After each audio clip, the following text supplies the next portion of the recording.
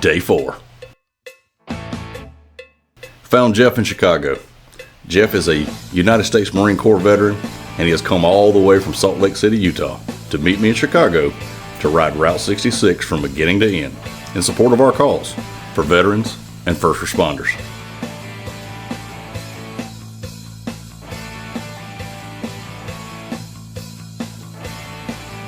The beginning of Route 66 begins in downtown Chicago, close to Lake Michigan. Pro tip for starting Route 66: get into the city early, get in early in the morning. Traffic was light and the streets were relatively clear.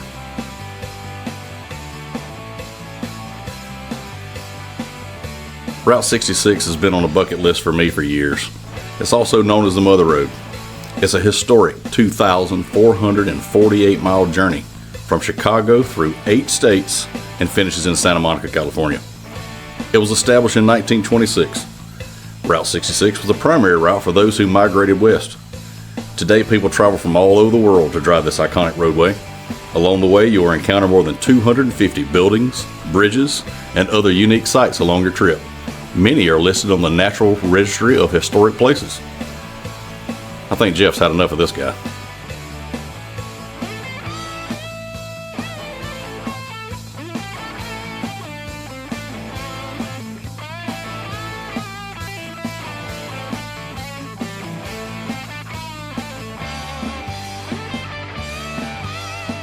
And just like that, here we are, right in front of a Kong Dong restaurant.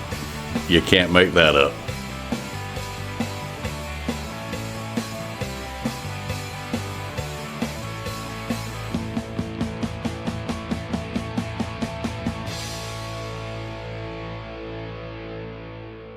And that's how our journey begins.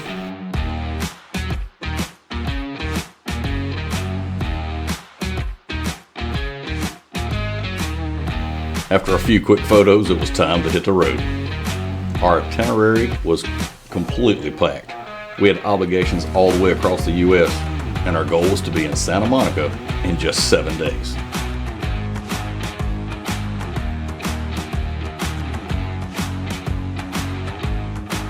First on the list was the Big Bean, better known as Cloud Gate. It's the centerpiece of Granger Plaza at the Millennium Park and was unveiled in 2004.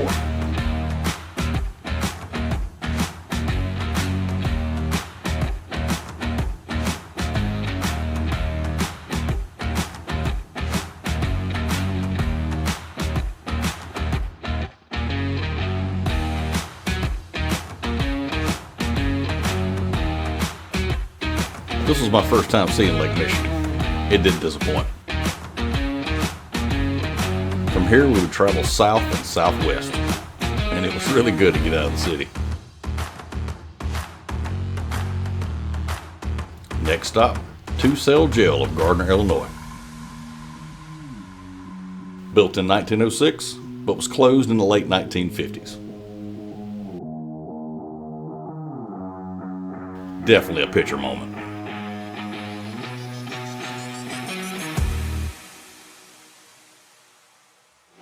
After Post and Bell, we jumped back on Route 66. So many places to see, you just can't see them all.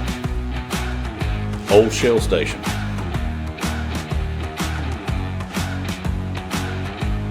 The Hot Dog Muffler Man.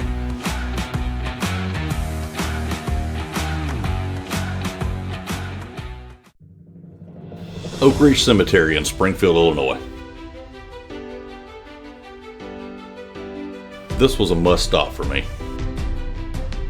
This is the second most visited cemetery in the U.S., only after Arlington National Cemetery in Washington, D.C. They often exceed 300,000 visitors per year.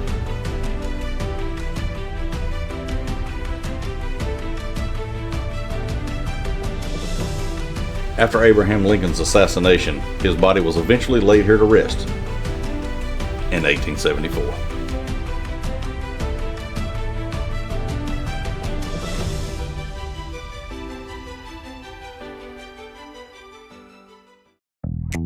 There was only one reason why I was going to stop here. I believe that may be it. We crossed over the Mississippi with a slight shower. This would be the only rain we would see for the rest of the trip.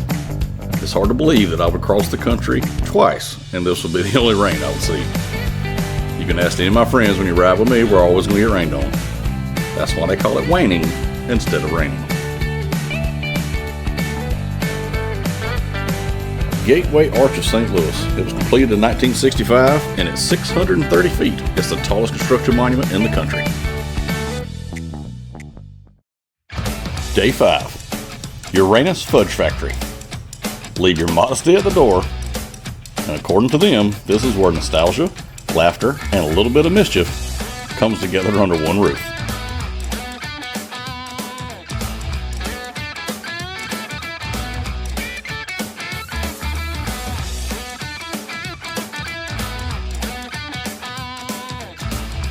You have no idea how you'll be greeted once you walk through the door, but I guarantee it'll get your attention.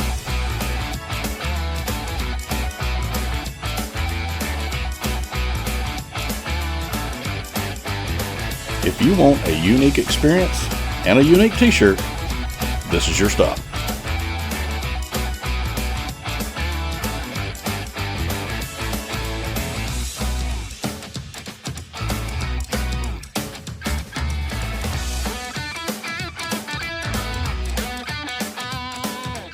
Johnson's Creek Bridge.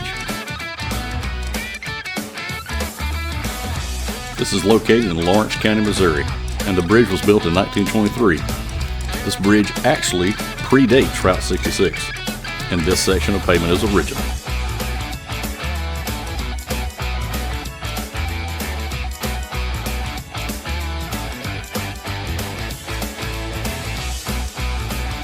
Here is Spencer Garage and Service Station.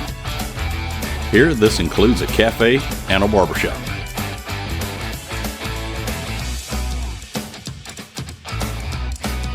On to Kansas and Galena Springs. You can see this is where Disney got its idea for cars.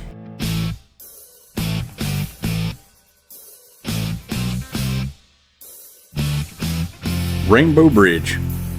This bridge is a single-span concrete marsh arch bridge, and it's the sole surviving bridge of this type on the entire length of Route 66.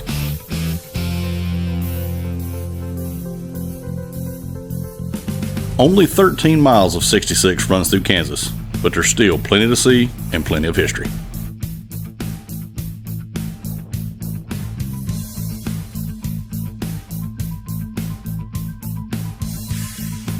We came into Oklahoma behind schedule.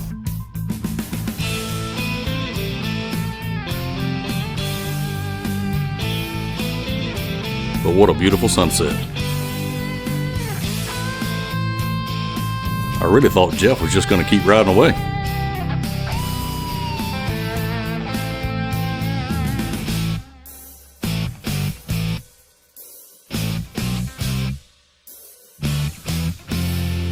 Coming in late to Tulsa.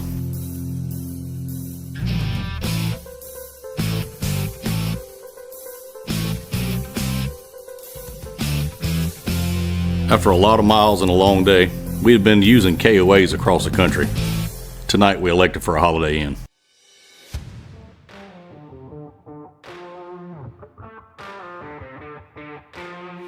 Day 6 started with a true Route 66 roadside attraction. Completed in 1972 by zoologist Hugh Davis, he actually built the whale for his wife Zelta for an anniversary gift, who collected whale figurines. It was open as a summer swimming hotspot for years until it closed in 1988 for any water fun. But you can still stop and walk through though. The 11th Street Bridge in Tulsa, built in 1916 over the Arkansas River. From this pedestrian path you can see the Arkansas River, observe the bridge, and overlook the Cyrus Avery Centennial Plaza.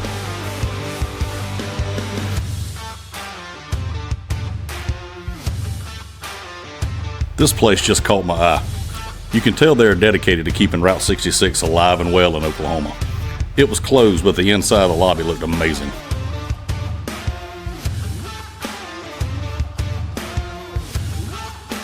Seba Station, Warwick, Oklahoma. If you love motorcycles, this is your place. This was easily one of my favorite spots on Route 66. I could have spent the entire afternoon poring over all these old bikes. The owners were great, and they took the time to answer all my questions. I only purchased one shirt on the entire trip of Route 66, and it was from Seligman Station.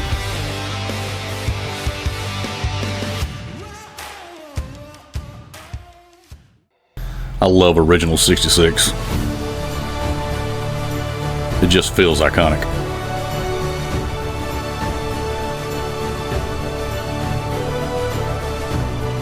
Arcadia Round Barn was built in 1898 by William Oder. He was told that it could not be done. He then soaked lumber in water and carefully bent them into a rounded shape. Once Route 66 came through in 1926, Round Barn quickly became a favorite spot for tourists.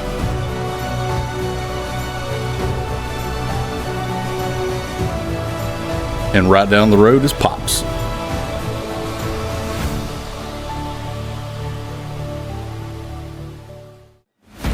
The Stafford Air and Space Museum was built in 1993.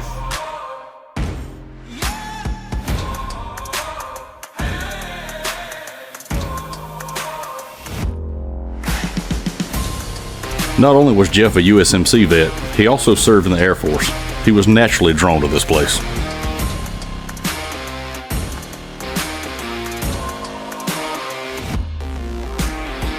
But what stole the show was this F-117 Nighthawk. We own the night.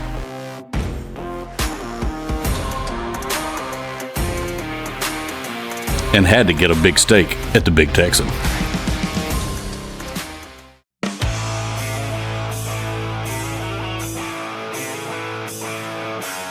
Day 7 started with an early morning stop at the iconic Cadillac Ranch.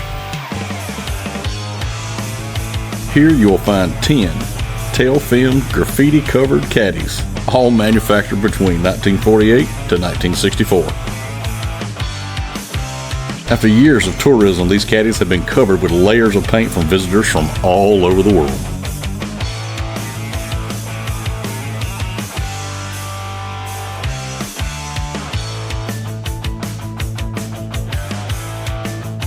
Make sure you leave your mark.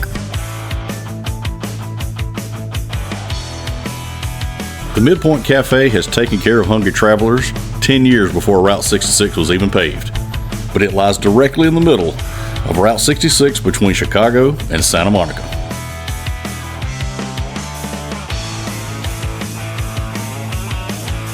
And as you enter New Mexico, make sure you stop for fuel at Russell's Travel Center. Inside is way more than a gas station. It has a full museum of Route 66 memorabilia and old cars that will take you back through time.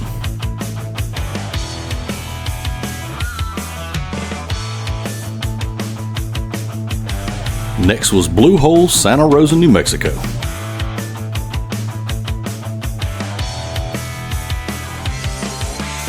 Blue Hole is just one of 7 Santa Rosa lakes that are all connected together underground. And Jeff could not pass up this opportunity to take a plunge in this 62-degree water.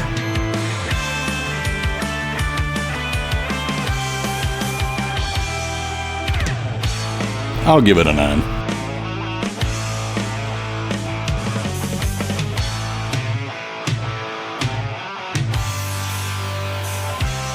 I'm sure you saw the hair flip.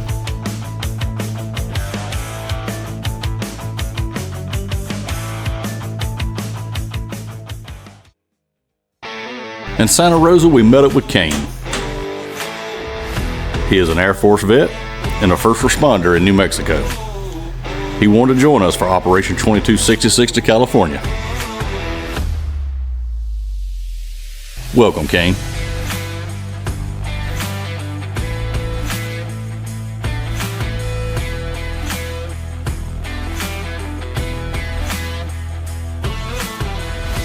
Being that Kane is from New Mexico, he can provide a lot of insight to the history of the surrounding areas.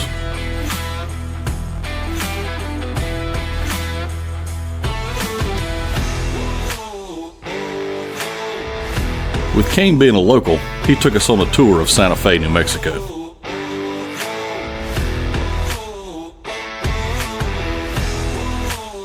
This is a really cool little town with a lot of Southwest feel. Plenty of bars, shops, and other things to keep you busy.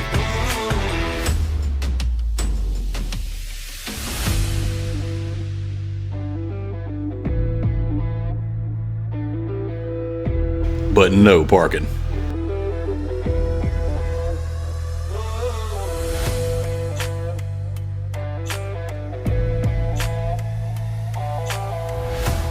Day 8 started with Maggie's Bar. This was made famous in the movie Wild Hogs. This was in Madrid, New Mexico.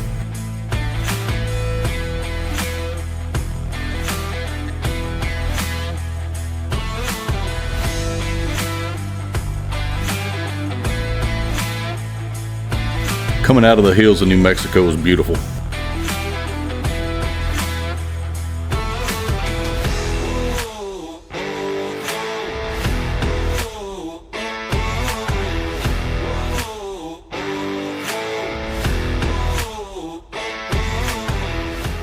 Didn't take long to get really flat. But we need to lay down some miles to keep on schedule.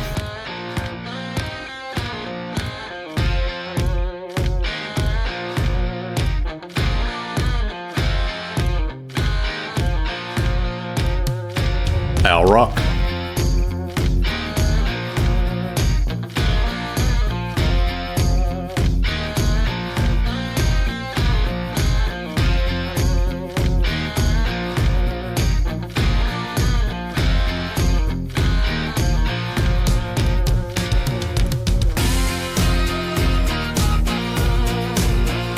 We had made it to the Continental Divide. Coming into Arizona, the temps were rising.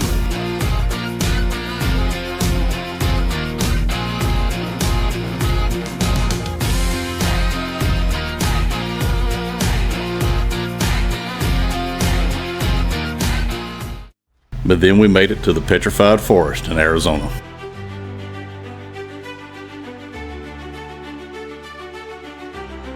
If I had to give you a definition of what pure joy looks like, this would be it.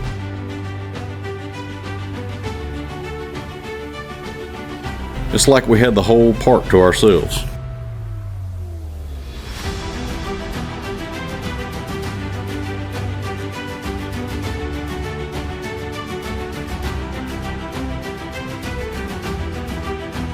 We obviously think we're cool.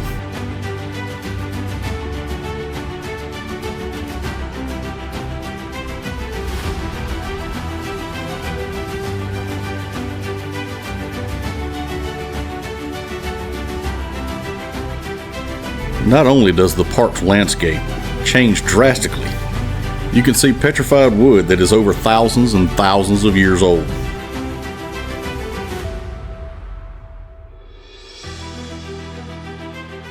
After traveling for days, it was exhilarating to have so much freedom just to enjoy.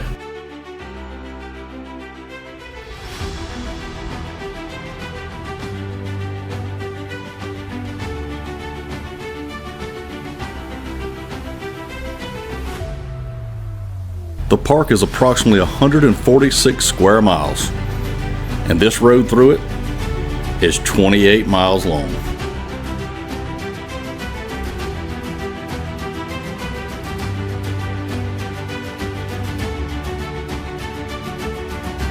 Just having a little bit of fun.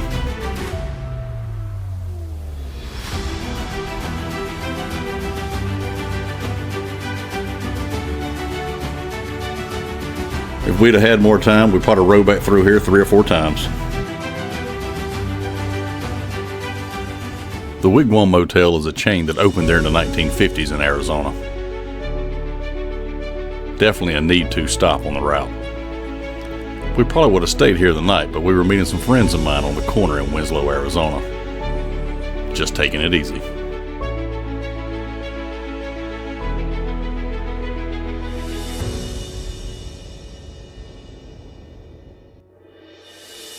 Catching up with friends is always great. Great dinner, great conversation, and great company. The next morning was Meteor Crater outside of Flagstaff. 50,000 years ago, a meteor weighing several 100,000 tons crashed into the Earth here, traveling at approximately 26,000 miles per hour.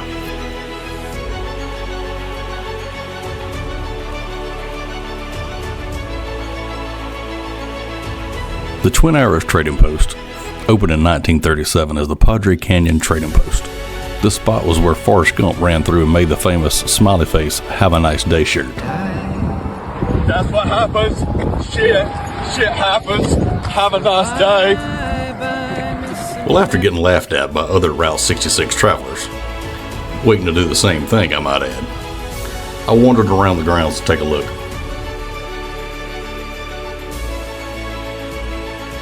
It's just a shell of what it used to be.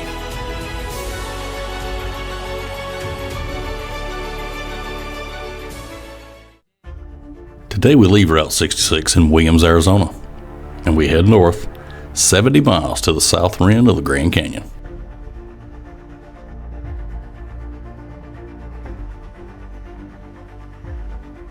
The Grand Canyon was established as a national park in 1919.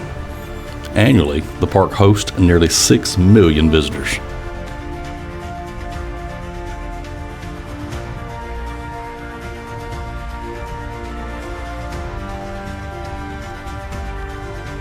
If you have the time, this is definitely worth the trip.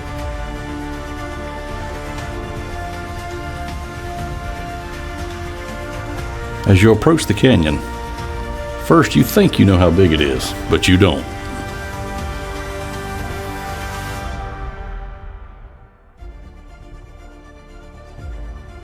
There are several hikes and tours that will take you down to the river, but nothing is easy.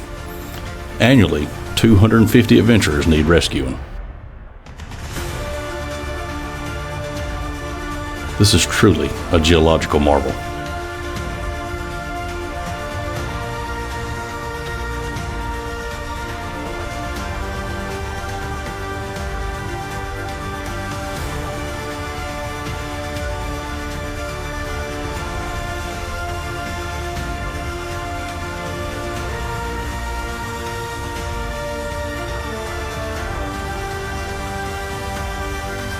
And a definite add to your bucket list.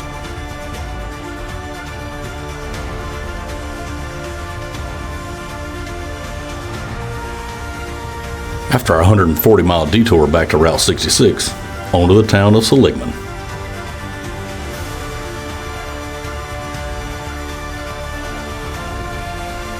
Seligman is a one-street town that absolutely screams Mother Road. Interesting places, dives, and unique stops to cool off and grab a beer.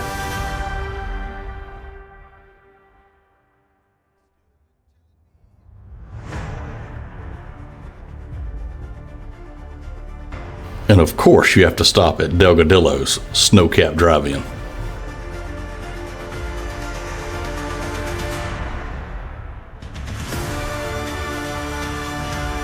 This evening's sunset was absolutely amazing.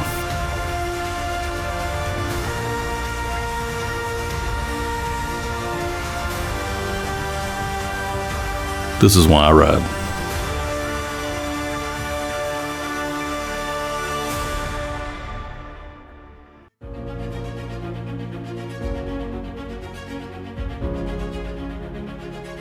If these two guys don't turn this into a painting for over their fireplace, I believe they're just doing it wrong.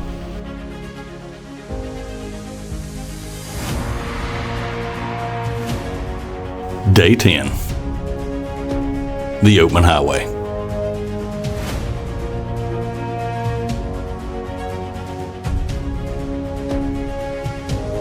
With a quick stop at the Cold Spring Station, this 1920s gas station used to have a cafe, a bar, and cabins all on the property. After Route 66 bypassed in 1953, the old service station dried up. It was bought and redone in 2001.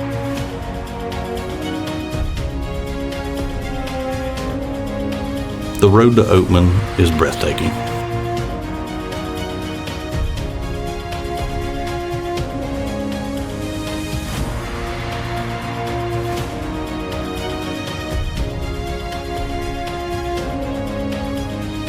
the sharp turns and jagged roadsides, all while watching for burros and bighorn sheep.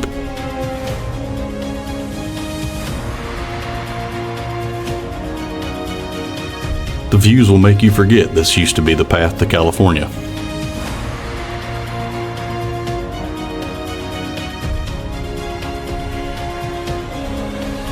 Sitgreaves Pass at 3,550 feet is the highest point. From here, it's all downhill to Oatman. But just down the road is a very unique place.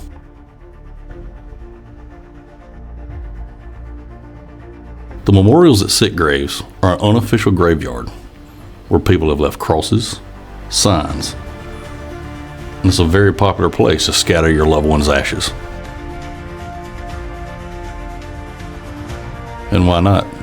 From here you can see 3 states: Arizona, California, and Nevada.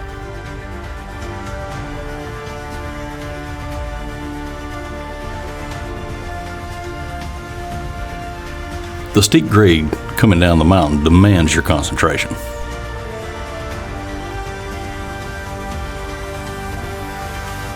No guardrails here, just breathtaking views.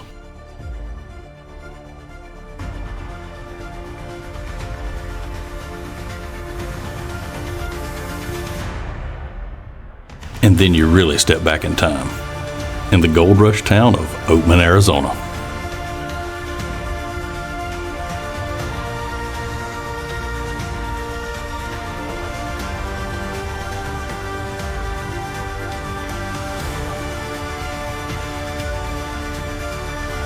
Here the burros own the town.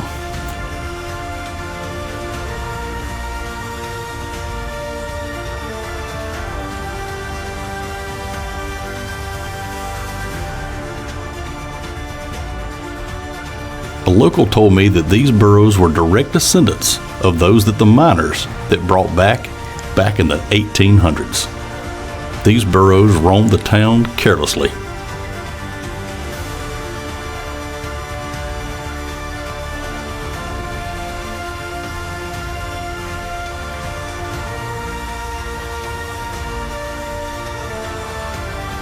We then stopped in at the Oatman Hotel, Restaurant, and Saloon for breakfast. Apparently these miners had a system to put a dollar bill behind the bar with their name on it to cover their tab. Today the walls are covered with over 100,000 bills from tourists as the tradition continues. Next stop was the Marine Corps Logistics Base in Barstow, California. Route 66 actually goes through this base. A Marine Corps buddy of mine from South Carolina had made a call and got the Sergeant Major of the base to meet us and escort us through. This was an honor for us. Semper Fi, Sergeant Major. Elmer's Bottle Tree Ranch is a very unique place. Elmer Long took his father's collection of bottles and other oddities after he passed and built the compound to memorialize his father.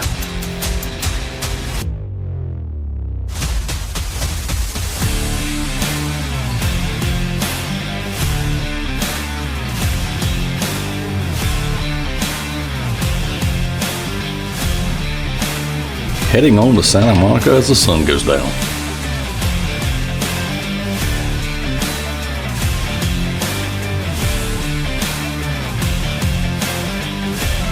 You can see some of the California wildfires burning in the distance.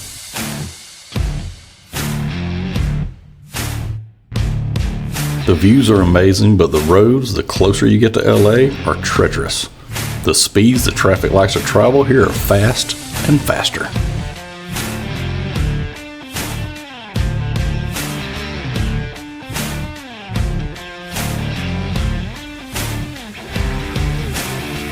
Day 11.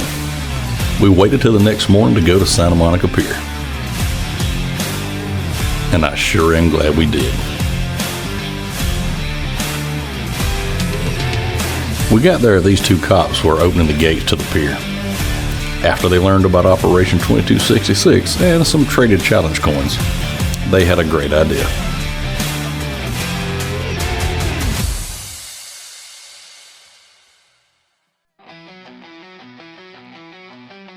They said, why don't you guys ride your bikes down the pier and properly finish Route 66?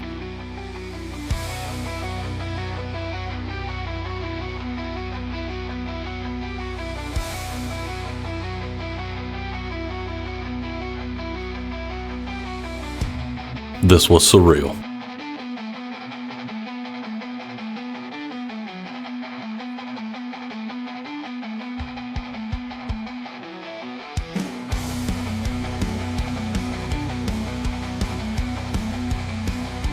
I can't imagine too many guys get to ride their bikes down the pier. And after 2,448 miles that me and Jeff started under the beginning of Route 66 sign in Chicago, and now here we were parked on Santa Monica under the end sign.